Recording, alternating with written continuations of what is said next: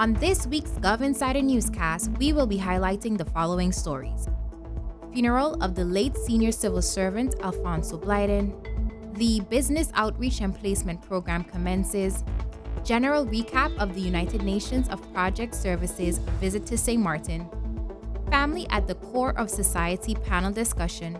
And the reopening of the Gaston Bozeman Help Desk.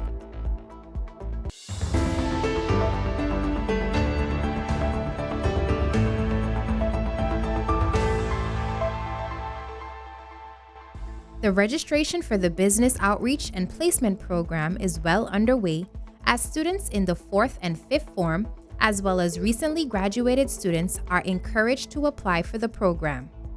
The program, with more than 20 years in existence, aims to provide the youth with opportunities to sharpen their skills and gather work experience while being compensated.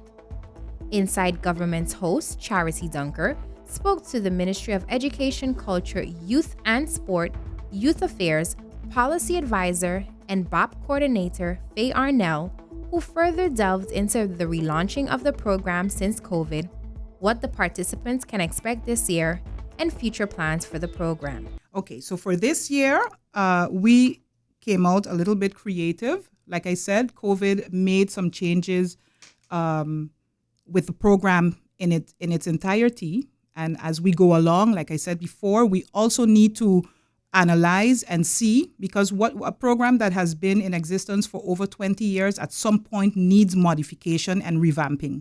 Mm-hmm. And I think that we have crossed this threshold now. Right. And so what our department decided to do is to create, still have the BOP placements like we do annually by sending students in departments and in companies in the private sector. But we also added an element of an entrepreneurship program, which I am excited to have, because I believe that since 2017, since the passing of Hurricane Irma, the whole situation on St. Maarten changed, and we have a bigger demand for jobs and, of course, a smaller supply. If I have to go on how things were done in the past, I'm speaking about, in particular, the entrepreneurship program, I feel that my generation at least, let me say that for our generation, we were guided and trained on how to get a job, and the focus was about getting a job. We were not taught and introduced to the idea of aspiring to own our own business. Yeah. And I think that we have to be able to expose our children to that, because this is how the world is becoming as well. People are moving into enterprising and entrepreneurship. And I feel that our children on St. Maarten have to have the same opportunity as well. And I think as such, the department finally made the move, because it was something that was in discussion from 2018. But I am happy that we actually made the move now to get it executed. And this is a pilot, of course. So we're going to start first with a small group of 30 students. And it is, of course, e-learning. So you're learning at home with a educational program from credits, and then they come once a week to meet with their facilitators. So it still offers students some flexibility in how they wish to set up their vacation. Right. But they have time that they are supposed to work on their portfolio and meet with their instructor. Well, the registration this year opened on Monday, June 8th, I believe Monday, June 8th. And we have it scheduled to close on June 20th. However, because of the responses that we are receiving, again, an overwhelmingly big response, we may have to close off our registration earlier. For more on this interview, be sure to log on to Government of St. Maarten's Facebook page.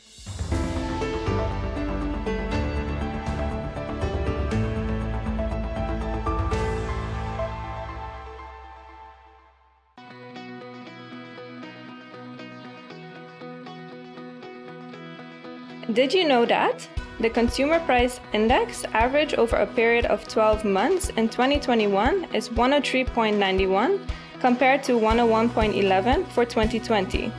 This equates to an annual inflation of 2.8% in 2021. After a growth of 10.5% in 2019, the real gross domestic product decreased from 2.6 billion guilders in 2019 to an estimate of 2.1 billion guilders in 2020. This 17.9% decline was mainly due to the economic impact of the 2020 COVID-19 pandemic. Currently, our social and demographic data needs to be updated. Everyone needs accurate and reliable data to make an informed decision. If this is not the case, it can lead to faulty predictions, wasted time, money, and resources. Accurate data increases the level of confidence to make better decisions, enhances productivity, efficiency, and reduces cost. To conclude, accuracy and reliability make better data, which means a better life. This message has been brought to you by the Department of Statistics and the Department of Communication.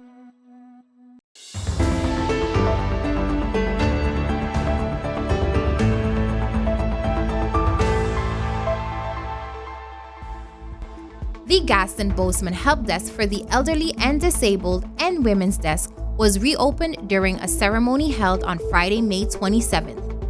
The help desk was closed due to damages from Hurricanes Irma and Maria in 2017. The building since then has been expanded and now includes a concrete roof and a covered open concrete space for recreation and outdoor activities. Minister Otley expressed his gratitude for the team, who was vital in preparing the works for the reopening, and stressed of the importance of the reopening of the help desk. I can say the community development, family, humanitarian affairs, they work very hard. They work tirelessly. This has been a passion of Miss Chantal. She's in my office every tick of the clock about this. So I know she's extremely happy today for this. I can speak on before being involved in politics, even before, after the hurricane, I was working as a contractor right across the road at the school. And while over there, they was said, can you come over here to, give whether it's a quotation or let us know what we need. And at the time when I came, there were some seniors in there, and to see them playing their games and see them being interactive, it was such a beautiful thing. So when Ms. Grunefeld came to me and expressed to me the importance of this, I knew without a doubt where she was coming from. So we are here today. We are making strides. We have had hurricanes, we have had COVID-19, but we are here. And we are grateful to be here, not only for the opening, but grateful to be alive. It is a blessing. Secretary General Joy Arnell recanted the journey of the help desk since Hurricane Irma in 2017. SG Arnell also congratulated the team, who was instrumental in getting the help desk functional once again, and the importance the help desk will play in patrons receiving service. It was really sad following the hurricane to note that this building had to be repaired 3 times because of the continued damages that were being done to this location, which led to it being closed for much longer of a period than we had anticipated. It was during the pandemic and the ensuing use of the location for the vaccination program, because of this ideal community location in the community, that we were able to administer some additional measures and completed this building in order for us to be able to open it today. Having said that, I want to thank Chantal, her entire team, for the hard work, the persistent work that has been put in to making sure that this was able to be done. And we look forward to all of the activities, to all of the persons that are going to pass through here with looking for assistance, being able to get assistance from the community development, family humanitarian affairs, and all stakeholders who will also participate. And we thank you for being able to pull this off. Department Head of Community Development, Family and Humanitarian Affairs, Chantal Groeneveld, expressed her gratitude to the team and the family of the late Mr. Gaston Bozeman in contributions to the help desk. Ms. Groeneveld also gave background information on the commencement of the Gaston Bozeman Help Desk, detailed the services CDFHA provides to the public and the help desk services. Every journey begins with a single step, end quote. This phase of the journey, we celebrate today fills my heart with deep satisfaction, elation, and gratitude. Admittedly, getting to this point has required considerable input and the investments of key partnership, all of which have been worth it. The Gaston Boseman Help Desk for the Elderly and Disabled was formally inaugurated, as Yarnell rightfully mentioned, on October 11, 2012, under the direction of the then former Minister of Public Health, Social Development and Labor, Mr. Cornelius de Weaver, and my predecessor, Ms. Ida Holloman. With the support of Reda Social, the building was commissioned and constructed solely for the elderly and disabled. At that time, the help desk was officially renamed in honor of Mr. Gaston Boseman, who contributed significantly to the St. Maarten community. The Department of Community Development, Family and Humanitarian Affairs, CDFHA, is responsible for managing 4 community help desks, including this one, and Women's Desk. Women's Desk, which is part of CDFHA, provided community services from its Vineyard site and began providing services at this location in March 2015 in response to the needs of clients. This location away from the bus route has proven to be ideal, allowing a private and confidential environment for clients of Women's Desk. With the evolution and structuring of family affairs, it soon became evident that an additional space was required to handle such developments. This location, which at the time featured simply a foyer, private office space utilized for counseling, a restroom specifically for the elderly and disabled, and a restroom for staff, was the best choice. And keeping in the developments in mind, the demand for additional space accelerated and the expansion course. However, a turn of events on September 6, 2017 pushed services at this location to be halted due to the damages caused during the passage of Hurricanes Irma and Maria. Though unfortunate, this turned out to be a blessing in disguise, as the opportunity to have the expansion done and funded became a possibility, albeit not without several obstacles. Members of the community are urged to visit the conveniently located help desk, where there are a host of services, namely basic counseling, case management, assisting with filling social services forms, dissemination of information, empowerment programs and information sessions, assisting elderly with accessing services via the internet.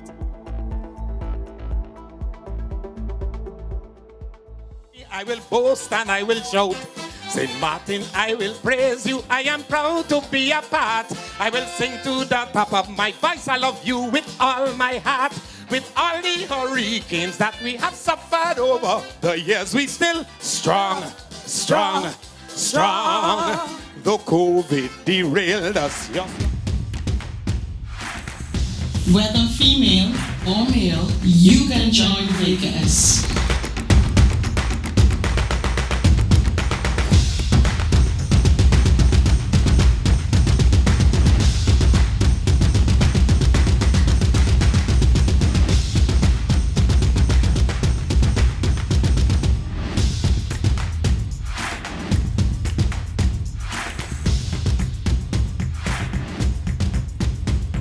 This information has been brought to you by the Voluntary Corps of St. Maarten and the Department of Communication. The public can contact VKS by calling 542-9121 or by visiting the office at Guadalupe Road, number 1, Manamis State, St. Maarten.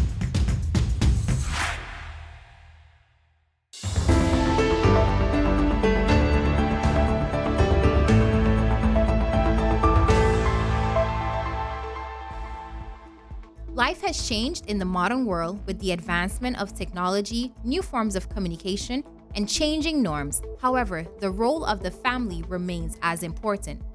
Regardless of the ever-changing world, the family values will forever remain at the core of our society. On June 3rd, a panel discussion was held under the theme Family at the Core of Society panel discussion.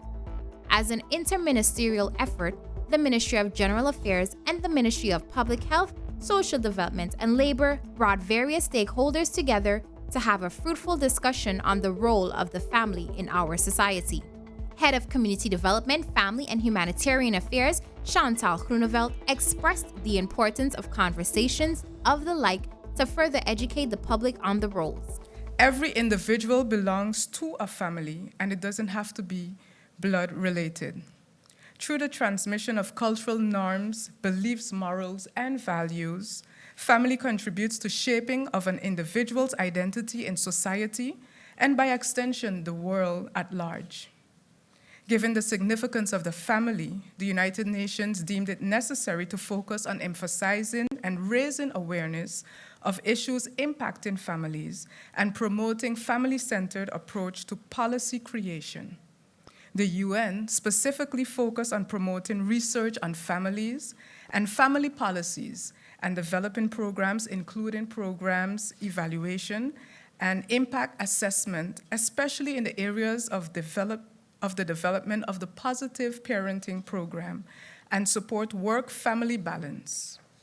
We at the Ministry of VSA, and with the support of our minister, Mr. Omar Atli, endorse the UN's initiatives because we recognize the significance of families. Therefore, we will continue to create awareness and assist the policy department in the best way possible to create change for families of our beloved Sualiga. We encourage everyone this evening to always find meaningful ways to spend time together with your family. It is impossible to feel love, care, contentment, or happiness without a family. Minister Otley spoke and gave his idea of the importance of a family in our community. A family creates the role model. A family creates the stability.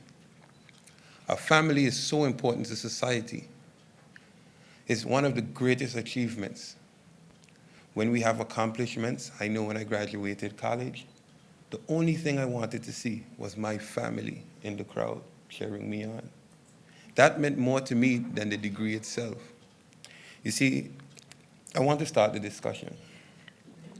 Many people say you can choose your friends, but not your family, because your family you are born with. I dare to say different. Some families we meet along the way. Some families are more families than relatives. So we say we have blood relatives and we have family. To be considered a family member is the greatest honor there can be. I would like to thank the Community Development, Family, Humanitarian Affairs for their tireless work. I would like to thank the Prime Minister for involving us in this project. It means so much to be here. It means a lot. I'm interested.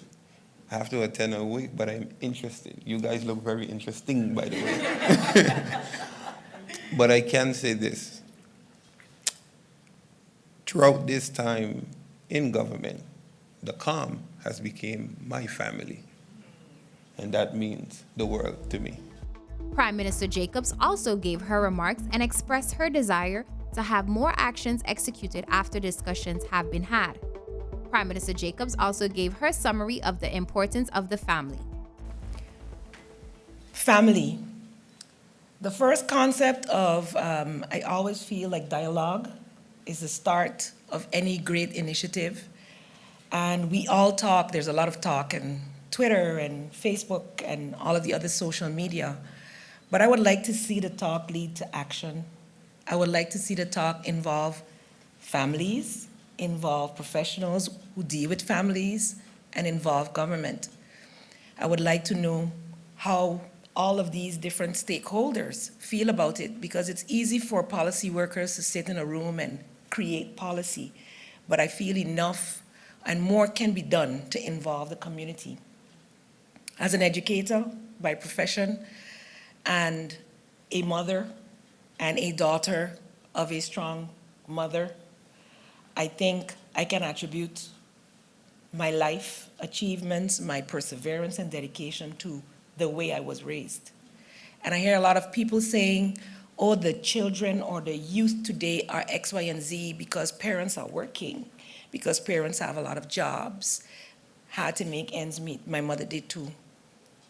So I believe we need to move away from the excuses and look at what a parent seeing a child seeing a parent work several jobs for your well-being while still teaching you norms and values, the value that has to that child in terms of hard work, dedication, etc. So there's pluses and minuses to all that we experience, but with strong family support, you can overcome hurdles. And like Minister said, sometimes you're born into that family. Sometimes you end up in foster care and find that family. Sometimes a family member takes you in and you find that family.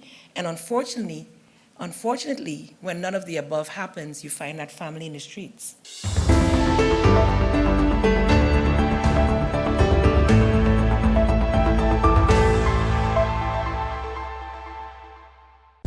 During the week of May 30th through June 3rd, the United Nations of Project Services made a working visit to St. Maarten.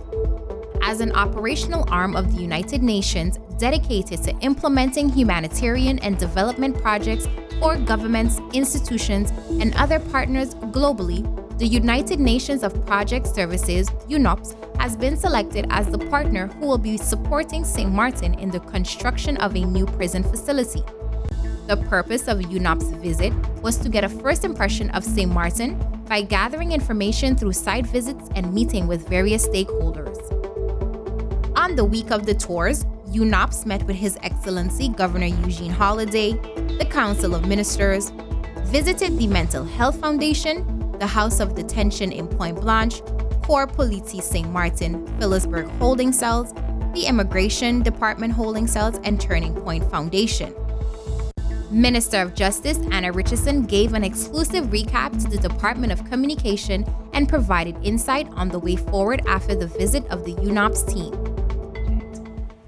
We have been talking with UNOPS since July of 2020, and we are very pleased to finally have a delegation visit St. Maarten. The objective of this visit was to have preliminary discussions with stakeholders in the justice chain, collect information, and make an essential assessment of the situation on the ground here in St. Maarten. I look back on a very successful work visit by UNOPS, and I expect that the momentum coming out of this work visit will culminate into the signing of an agreement in the next few months for the first phase of the new prison project, and that focus on planning, design, and procurement activities for the new prison of St. Maarten will be in full swing. Together with the Dutch government, St. Maarten looks forward to taking all the necessary steps to ensure that our new prison comes to fruition.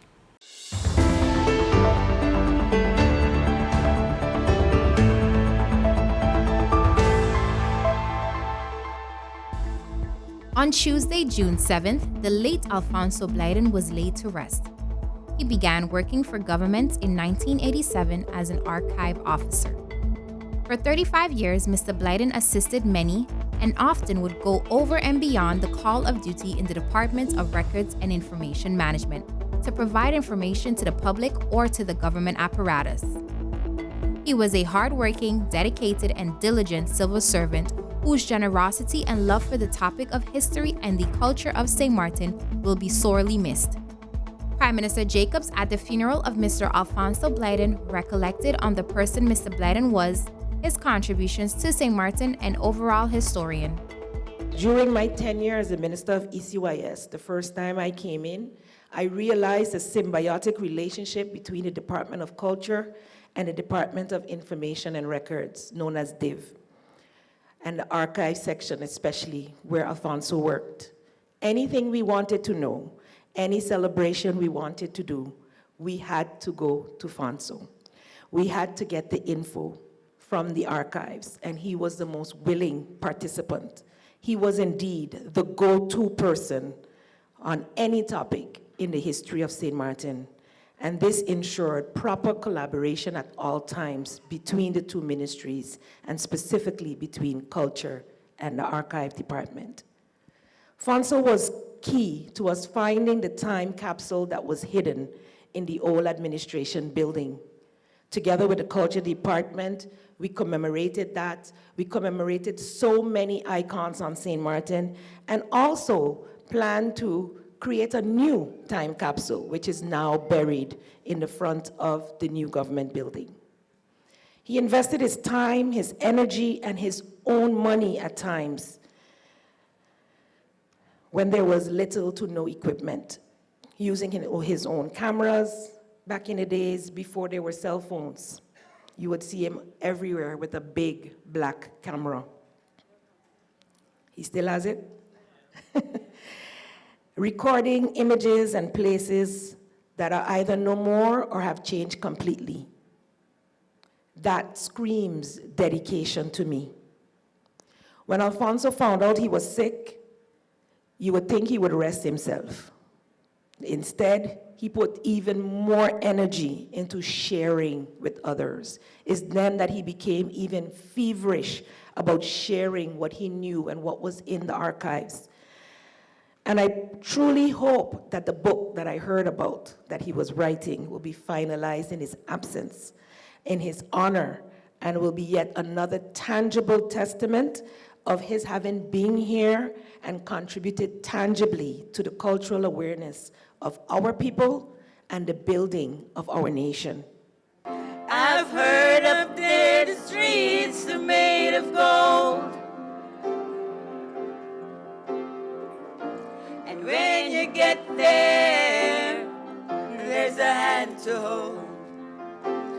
I believe when your days down here are through, there's a place up there for people like you. St. Martin, I will praise you. I am proud to be a part. I will sing to the top of my voice. I love you with all my heart. With all the hurricanes that we have suffered over the years, we still strong, strong, strong. Though COVID derailed us, you're strong, and that's a fact. Thank you, St. Martin, for always staying on track. I say, thank you, St. Martin, for bouncing back. St. Martin sweet. Thank you. St. Martin nice. St. Martin complete. St. Martin is a paradise. St. Martin strong. Salute. You pass the test. Salute. May you live long. Salute. St. Martin, you're the greatest. St. Martin, I confess that we are truly blessed. No one can contest. You're the best. You weathered every storm. You suffered through the harm. You give thanks for every calm. You're the bomb. Say thank you. St. Martin strong. Thank you. May you live long. Thank you. I will sing my song. Thank you. St. Martin, you are number one.